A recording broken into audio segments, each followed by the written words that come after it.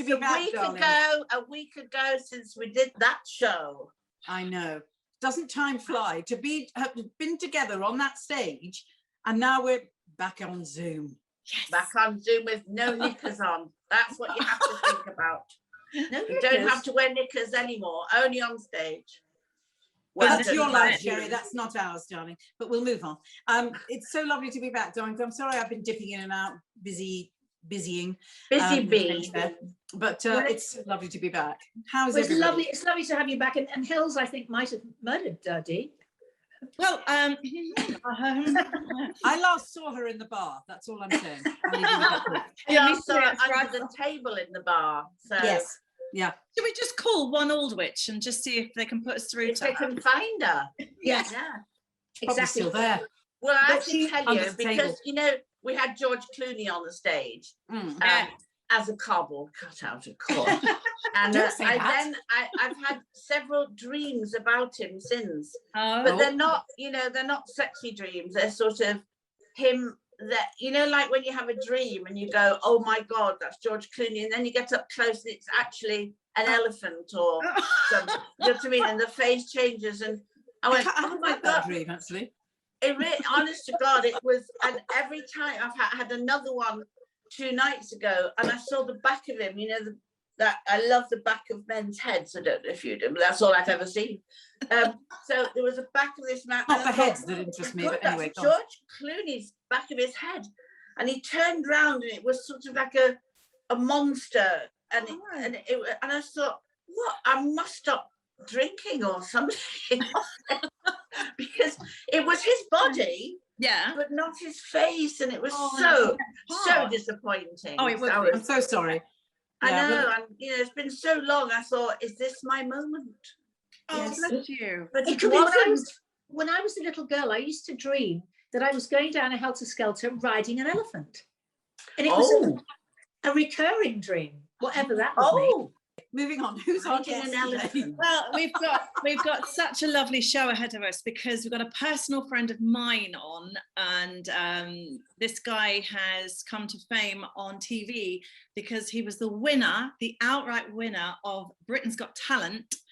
And not just that, he was Anton Deck's golden buzzer. Yes. All the auditionees, Anton Deck went out and slam dunked that buzzer, and it was the most electric, most emotional thing. I was a complete wreck at home.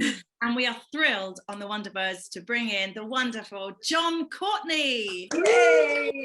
Hi, John. Hello, ladies. Welcome. Good to see you. So good to have you on the Wonderbirds show. How are you doing?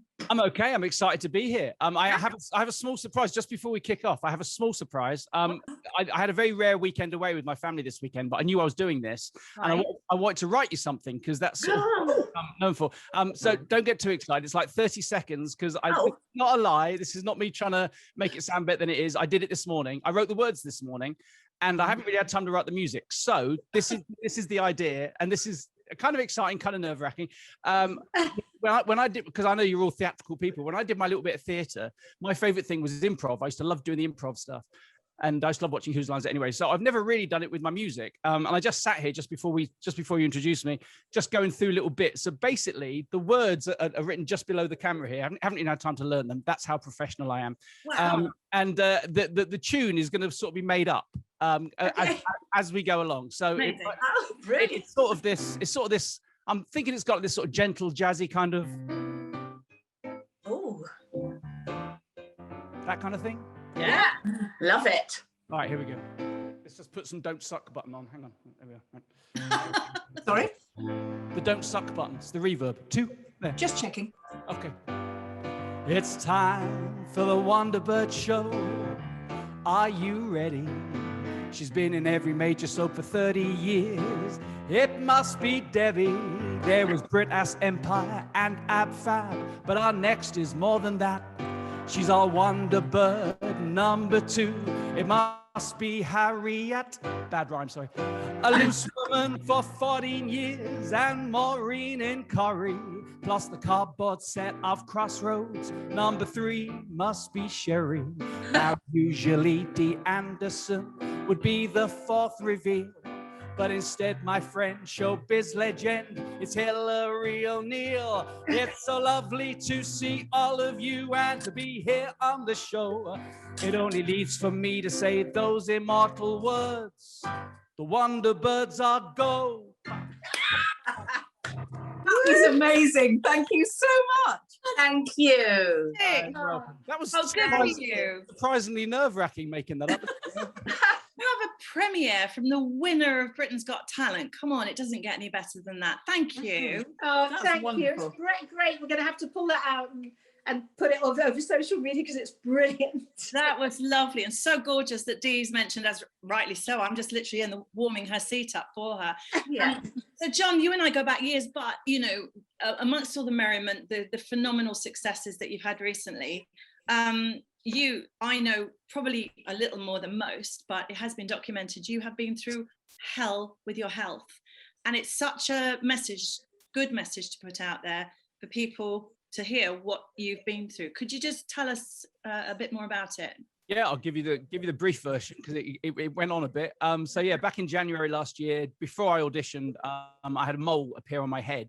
And being a bloke and being busy and then BGT, lots of excuses, but I didn't do anything about it. I left it until about June or July. I went to see my doctor, and it was all the warning signs. It suddenly appeared. It was an unusual shape, and it was a dark color. Any one of those things, and you should get it checked out. And I had all three.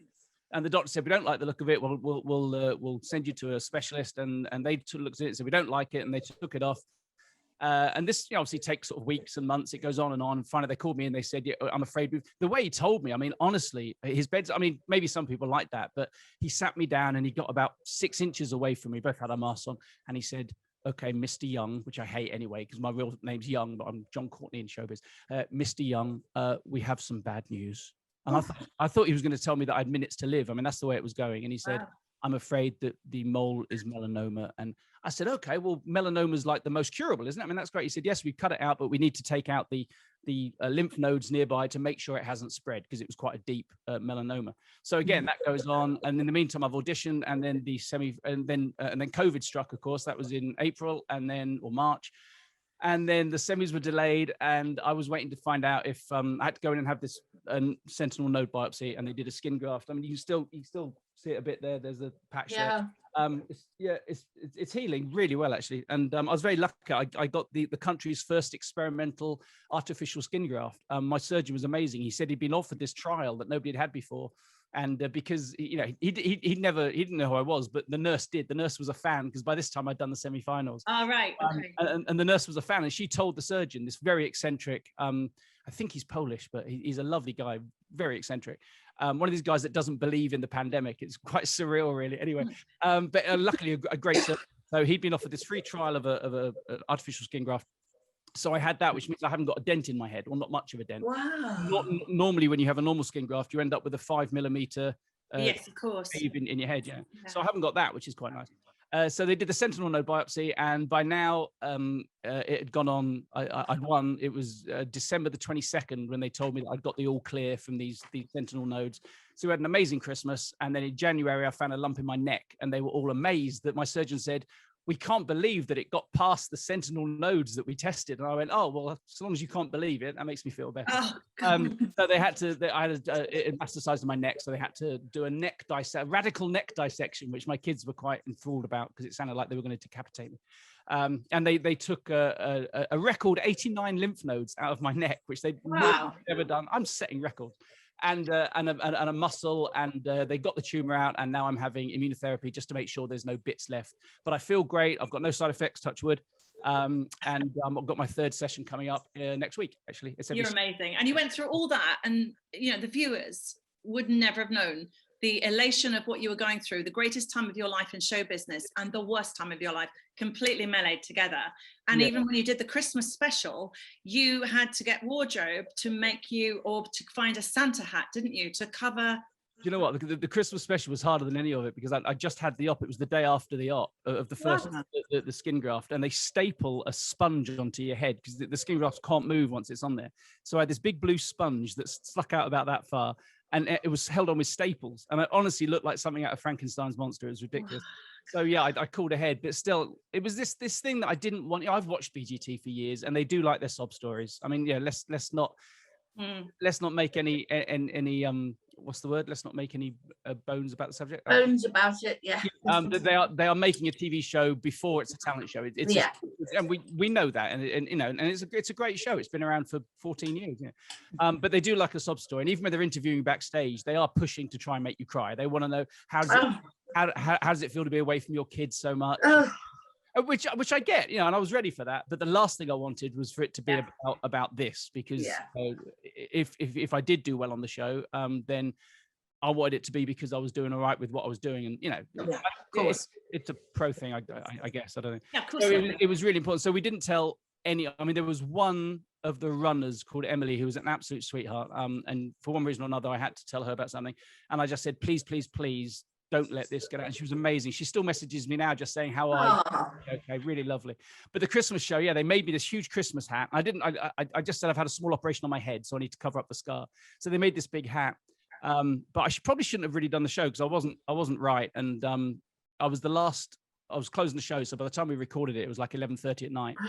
And I was so tired and just wasn't on my game at all. And we had to do about 3 or 4 takes. And nobody knew why. They thought I was nervous. So, and I was loving the whole scenario was amazing. You know, it's incredible. And at one point between takes, David Williams stood up at his desk and gave me this pep talk about, don't worry, Jon, you know, don't be nervous. We're behind you. And I really wanted to rip my hat off and say, I'm not nervous. I'm feeling like crap because I've had this thing. And actually, when we finished recording, I figured it was all done then. So I just walked up to the table to Alicia and David. And I said, I'm so, because everybody was tired by then. I mean, they'd been recording all day, not Ant and Dec had been there for 12 hours straight. And I said, I'm so sorry. And they went, no, don't worry. I said, I've got to tell you, I said, I'm not nervous. I've loved it. Thank you so much. I said, I've had it. And I just lifted my hat up and Alicia nearly vomited. She was like, she doesn't do squeamish well. And it did look really gruesome. I said, I've had a skin graft on my head. I said, and I'm a bit woozy. I'm really sorry. So I had to tell somebody because I was feeling a bit ashamed that they thought I was that nervous that I had to take. So. Because you were being real. It was real. It was not a song. It was not something you know, it was, but do you know what I mean? It was so beautifully done, and the words and everything, and every single one. I watched them all again last night, and every one of them makes me cry. Now I don't know why it makes me cry. I think it's just the emotion that you pour in. Yes, but you must feel that too, Jon. Yeah, it's quite a new thing for me. I mean, the whole BGT thing started. Hilary and I have got a mutual friend called Jamie Allen, who's a great magician, and we've been friends for 20 years. And he hadn't seen my show for a long time, and he saw it in November 2019. And he'd had some experience on BGT and AGT and enjoyed it. And he said, Jon, why the heck haven't you done BGT? And I said, I don't know what I do, because my stage show sort of had this beginning, middle, and an end. It had a story, and there was nothing in my show that I wanted to take out that I felt would stand alone for 3 minutes to cover comedy, piano, singing. Yeah. And he said, well, just write a song about going on BGT, write about why you're auditioning for it. I want to be home. And I went, that's a good idea.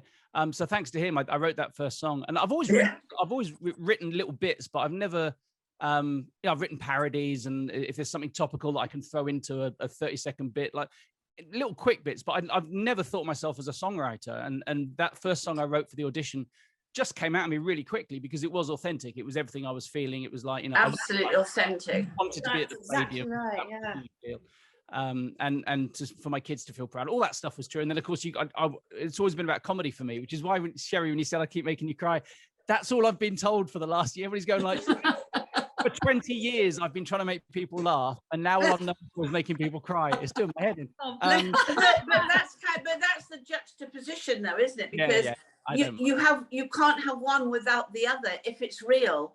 And you've just said it. It's authentic. So what you do when you listen to you, like you did with Vic Wood, is you relate it to you and your life, and that's what makes you emotional, because you can relate to everything you're saying. Yeah. But the other thing I wanted to ask you as well is, when it was all done and dusted, you'd won and that was it, what actually happens next? You mean physically in the studio? Or? Well, no, to you. Do they say, here's a contract, you're going to be working in Las Vegas for the rest of your life? What happened? No, there's contractually there's all these options that they have. There's option 1 and option 2, and I'm considered an audio visual act, which means basically I'm not going to earn Simon any money by releasing a chart album. Which would be an audio. So your One Directions, your Shane Wards, or people that have done X Factor and stuff, that they know they're going to make some money out of them by releasing albums. I'm not one of them. I'm an audio visual act. So you know, it's very rare. I think in 14 years they've only taken out the second contract on 3 audio visual acts. I don't know who they are. Don't ask me. That's what I was told anyway. So it would be very unusual for them, which meant it was actually kind of cool, because if they take out the second option, everything I earn for the next, I think 10 years or something, they take quite a big slice of, including merchandise, and any gigs I do has to go a cut to them. So because I wasn't going to make millions by releasing an album, that wouldn't really be in my interest to part with the money that any money I'm going to make to sort of, you know. So yeah, it was, I think they had until January the 3rd, I think, was the cutoff date when they could take out option 2. And it wasn't taken out, which was great. So it meant myself and my manager started to put together the UK tour. We've got a tour promoter. Wonderful Hillary has got me some great dates at Butlins Resorts as well, which is amazing. Which was funny when that first came in. I think Hillary contacted me and said, do you want to do Butlins? And I've never holidayed at Butlins. I've never been to Butlins. I used to work at Warner Hotels when I was 18, 19. Yeah. And I immediately thought of Heidi High. I mean, that's a holiday. Yeah.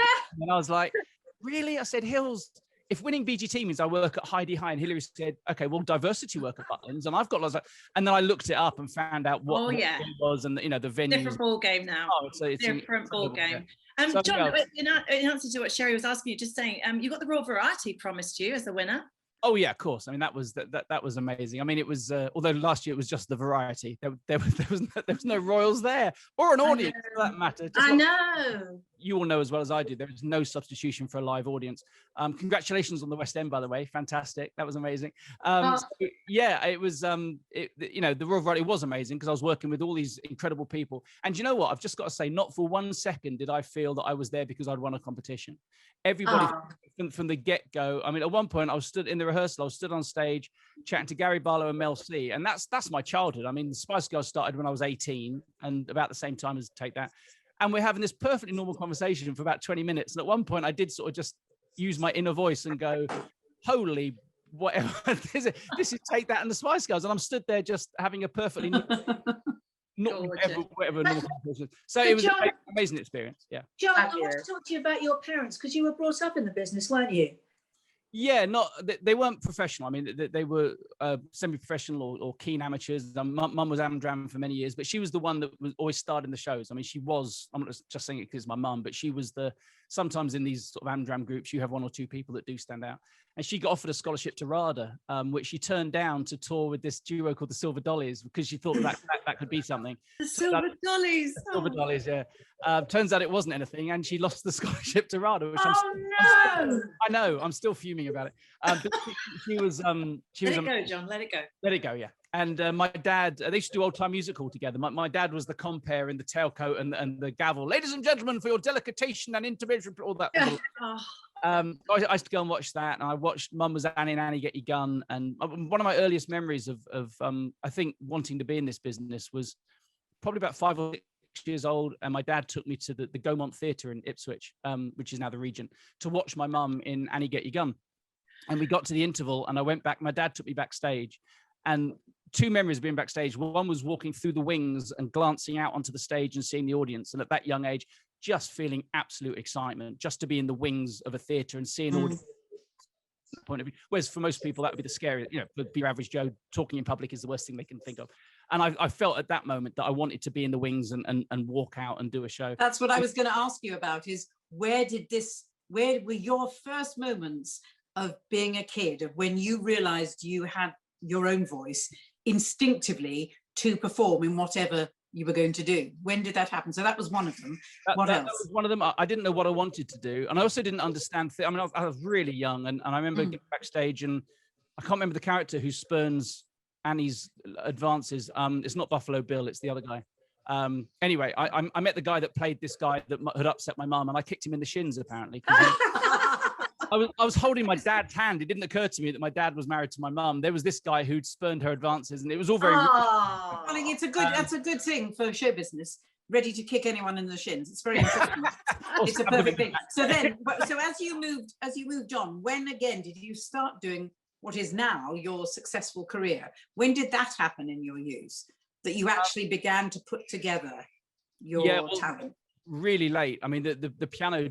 I started off as a comedy magician. It was all about comedy. It was about making people laugh. I had lots of time to sort of spend on my own practicing this magic stuff, and then I could show my parents or their friends. And growing up with these adults all around me, pretty much. And it was something that got me noticed, and I could show off a bit. And then I made people laugh. I mean, I found that from quite a young age, I could use the magic to make people laugh and whatever. So. Yeah, I started off as a professional comedy magician. It was only in my 20s, really, mid-20s, when the piano came into the show. I'd always played the piano since I was 5, but I sort of liken it to a kid learning a second language. You don't always appreciate it as a talent if you've been doing it from such a young age. I mean, the piano in my life, I could play the piano as soon as I could sort of talk, really. So. And it was a hobby, but magic was my passion. And then I was doing a show at a hotel in Cyprus, and I'd been playing the piano in the lobby just for fun, like before the show. And that evening I did this cabaret comedy magic act. And the guy at the hotel said, "Why don't you play the piano in your show? Because I heard you playing upstairs in the lobby." And I was aghast. I said, "Why the hell would I want to play the piano? I'm a comedy magician." And he was just a guest at the hotel. But he said, "Well, you'd be the only comedy magician that plays a piano. So surely that would be kind of cool." Yeah. And, in this business, if you can stand out. So I had this really weird show for the next few years where I did this crazy comedy magic. And at the end of the show, for no reason, jumped on a piano and played the piano. It was really random. Perfect. So yeah, it just developed from there, really. But as I say, it was all about comedy. I started putting more comedy at the piano. I used to watch people like Victor Borge. I mean, my dad told me about Victor Borge, who was obviously around long before I was, but he bought me all the Reader's Digest video cassettes of Victor Borge. And he was the first guy that I saw being funny at a piano. And that led on to discovering people like Tom Lehrer and Flanders and Swan and Dudley Moore and Leslie. Yes. Oh, yeah. And I just soaked it up. I thought, wow, you can be funny at a piano. It's because before that it was Bobby Crush, it was Russ Conway, it was Winifred Atwell. Yeah. That's true. And Liberace, Liberace, of course, who was funny too. I mean, he was, absolutely. Hilarious. But what's next is Butlins for you then. That's exciting. Yeah. When does that start? It starts this month. It's 17th of July, I think. I just realised, actually, just leaning over slightly, this is not planted. I swear to God, I just looked over and went, "Oh my God, Jon wrote this book. Look, I've got it here." Oh, wow. Well, I did, but you shouldn't advertise it because it's no longer available. It's we had to take it down because of BGT. I'm gonna get it up again, but I'm gonna rewrite. Does it say shipped or snipped? Shiphead. Shiphead. Sniphead. No, I thought it was about you having a vasectomy. I thought that could have been. That's a nice, that's an interesting slant to the show. We can go there if you want. So Butlins is next, and that's where we can see you ASAP. Butlins is July and August, and then September my UK theatre tour starts, and that's September, October, November. Yeah, we've got about 30 dates. Literally, well, I say all over the country. It's called the UK tour, and I'm in real trouble in Scotland because there's not a date in Scotland at the moment. Oh no! I know, and there's only one in Wales. So there are people. I'm getting messages from people saying, "You can't call it a UK tour if you're not," which is fair enough. So it's the England and one date in Wales tour. What's it called, Jon? The tour was called "What's It All About," which we thought was kind of clever because I sung about it in my first audition song. What's it all about, Alfie? Reference on Alfie. What's it all about? And then in the final song, I referred back to it, saying, "When my younger son asked me what's it all about, I thought I knew, but I had my doubts." So we thought, we'll keep it going, and we'll call the tour. And also because people didn't know what to expect. They've only seen these 3 songs, so what's it all about? And it was me sort of this question. And we had an American company who specialized in promoting shows and analyzing publicity and posters and stuff like that. And they said, no. You never, ever, ever use the title of a tour that can be used in a negative context. So people would say, right, what is it all about? And they said, it's just a huge no. Just don't do it. Please. If the only thing you listen to us is so it's just Jon Courtenay live now. And you worked with Macmillan, didn't you, for a while? Yeah, well, in between, when I got the all clear from the first operation, I said to my manager, I said, if I can write something about this, because for me, it was the weird, I mean, again, we could do a whole thing on this really, but I don't want to be sexist, but it is a cliche that men don't talk about it, don't get it out there. Yeah. They don't call their mate up and say, I'm having a hard time or whatever. And I had I'm not ashamed to say, I went to I'm generally the happiest, most optimistic. I'm the one that wants to make everybody feel happy. And when I didn't know what was going on, and it could have got the worst thing about it was that it changed who I am. It made me this very down, inward person, scared, really, really horrible. And I hated myself, and I hated the way I was behaving. I'm trying to put on a front for my kids and stuff. But at night, I was thinking, any day now, I'm gonna have to tell them that Dad's not going to be here next year, or something. Yeah. Horrible things going through my head. Yeah. And I hated that I was thinking like that. I wanted to just slap myself and say, snap out of it, Jon. This is not you.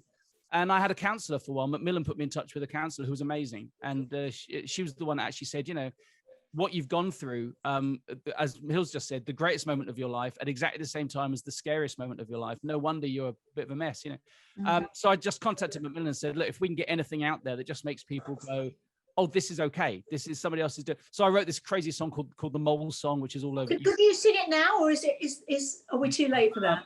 No, if you've got time to do it. If I can, let's go. I can't remember. I can't remember what key. Turn up the Don't Suck. Every mole could be potentially an invitation to the big C, so get them checked periodically. It can make a difference. Take it from me. Maybe it's big when it used to be small. Maybe its color has changed from before. Maybe there's not any difference at all. But while you're there, check your boobs or your balls. Don't let your concerns sit unresolved. Our self-awareness has evolved. Catch it early, it's probably solved. Make it fun, get your partner involved. Jump in the shower and play hunt the mole. Check every cranny and nook and hole. Showering for two is the new rock and roll. See what comes up if you lose control. They'll cut out a mole with a small anesthetic. There's not any pain, so don't be pathetic. You only live once, don't let cancer wreck it. If you've got a lump or a mole, go and check it. Brilliant. And it had this jaunty papa accompaniment and stuff, which was fun. We can put it on our website, darling. It sounds amazing. Yeah, it was good. It was great to do it. And the feedback from it was just, I was in bits from a couple of them. A doctor messaged me and said, look, you don't know me, but I have a patient that came in 6 weeks ago. She heard your song on this morning or a radio station, and she came in to have a mole checked. And it came back and it was cancer, but it was in situ, which means it hadn't spread. It was just the mole. We took the mole out, melanoma gone. And she said that she heard your song and that's why she came in. And I was I was in. Jon, this could be one person could be listening to this show today, just one person. So what would you like to say to take us out with? I'm going to leave it to you to take us out with what you can say to the people that are watching now. Get yourself checked is the first thing, because early diagnosis is, melanoma is the easiest curable thing. So if you've got a lump or a mole and you're worried about it, the big deal with Macmillan is that cancer was becoming the forgotten C, and it was COVID, and people were worried about disturbing their GPs because COVID was more important, and it's not the case. GPs will still prioritize lumps and moles that you're worried about. And if you have got one and you've had it diagnosed, speak to people. Just talk about it, because it was the greatest thing I did. It's the hardest thing I did, but it was the greatest thing I did, just to talk about it and realize that it was okay to be that scared and that overwhelmed. And fingers crossed, things work out okay. So, but that was moving and so beautiful to hear his journey and all the things that he went through. And again, to have to force yourself to be okay in times of such stress and anxiety is just extraordinary. Can you imagine being on something as high end and glossy and fabulous as BGT, wanting to do your best, and that in the back of your mind, and concentrating on camera shots and lighting, and it would have taken him away from it, but extraordinary. I'm so I'm proud of it. Anyway, on Wednesday we shall be back with Anthony Costa. Yay! So we look forward to seeing you then. And yes, if you've got, listen to Jon. If you've got any moles or lumps and bumps or whatever, please get them checked out. This, I'm so humbled by him today. Tomorrow, Tuesday, the 6th of July, is the last episode of Dead Agent. Dun, dun, dun, dun. Find out. Oh, I've got backing from Sherry. That's good. Da, da, da, da. Thank you, darling. Who done it? Find out then. Bye. See you on Wednesday.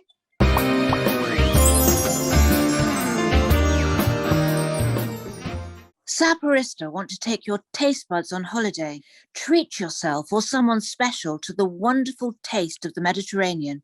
Visit saporista.com for delicious tasting, authentic food and drink from small local artisans. Type wonderful in the checkout for a 20% discount.